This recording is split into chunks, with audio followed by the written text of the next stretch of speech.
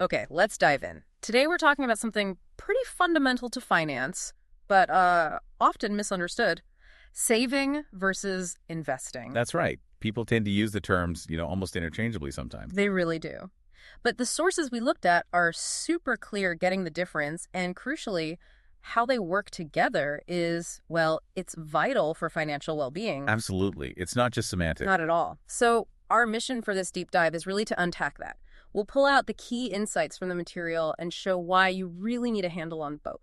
And it's interesting how the sources frame them as having completely distinct jobs for your money, different roles for different situations. Okay, so let's start with saving.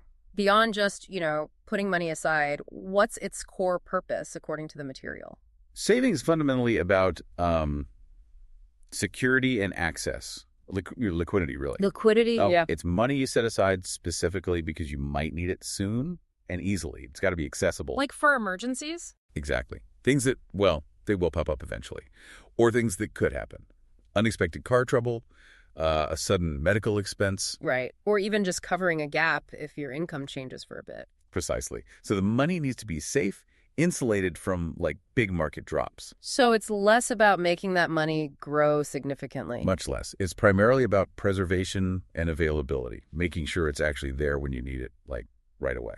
And where do the sources say this money typically lives? What kind of accounts? Usually places designed for exactly that, safety and easy access. Think standard bank savings accounts, maybe high-yield savings if you can find one, money market accounts sometimes. Low risk is the defining feature then. Low risk, low friction to get your hands on it. Yeah. But the trade-off, and the sources are clear on this, is a minimal return. You're often just treading water against inflation or maybe even losing a bit of purchasing power. Okay, so saving is the safety net, your financial cushion for the short term. How does investing contrast with that picture? Investing is almost the opposite in intent. You're consciously putting money into things, assets, with the main goal of making it grow.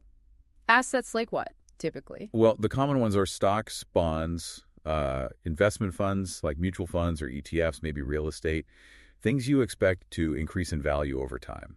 So the purpose shifts from just having it there to making it work for you. Exactly.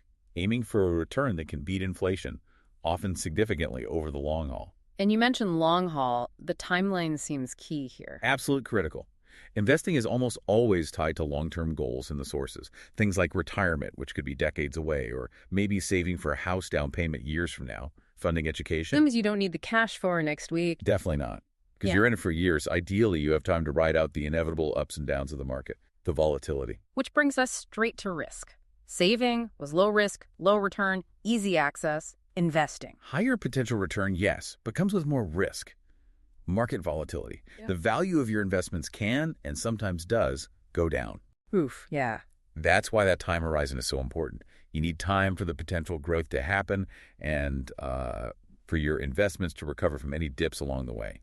Compounding needs time. So boiling it down, the real difference isn't just the account type, it's the why and the when. Purpose, time frame, and the risk you can stomach because of that time frame. Couldn't have said it better. Saving, short-term safety. Investing, long-term growth potential. And the big takeaway from the material seems to be you need both. It's not a choice between them. Absolutely not in either. The sources really hammer this home. They're both essential parts of a healthy financial picture. Why is just focusing on one a bad idea? Like, what if you only save? Well, if you only save, your money is likely losing value over time because of inflation. It just sits there, not really growing. You miss out on the power of compounding that builds real wealth. Okay, makes sense. And if you only invest without that savings cushion, That's risky too. If you hit a bump, lose your job, face a big unexpected bill, and all your money is tied up in investments that might be down at that moment. you'd be forced to sell at potentially the worst time, locking in losses. Exactly. It could completely derail your long-term plans. The savings buffer protects your investments from being rated prematurely. Ah, okay. So the saving provides the stability needed for the investing to actually work over the long run. Precisely. They work together. Saving gives you peace of mind and resilience, allowing your investments the time they need to grow without interruption. So practically speaking, how do the sources suggest people balance this? Where should you start? The advice is pretty consistent. Build the foundation first. That means prioritizing your emergency fund. That savings cushion we talked about. Yes. Aim for generally 3 to 6 months worth of essential living expenses. Keep that in a safe, easily accessible place. Get the parachute ready before you try to fly. That's a great way to put it. Establish that safety net. Then, once that's reasonably solid, you can really start directing money you don't need in the short term towards investing. But you keep doing both, right? Maintain the savings, add to investments. Yes, it's an ongoing balance.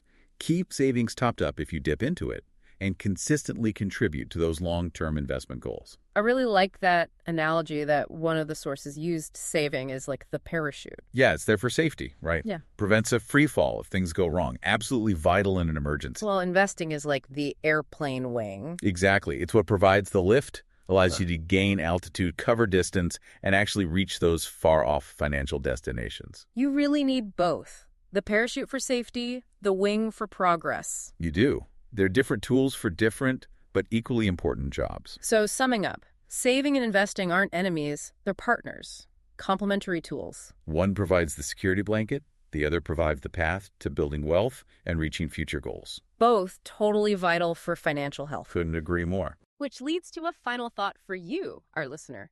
Knowing this clear separation, saving for that near-term safety, investing for that long-term growth, how might that change how you think about your own money, your goals, your current plan? Something to mull over.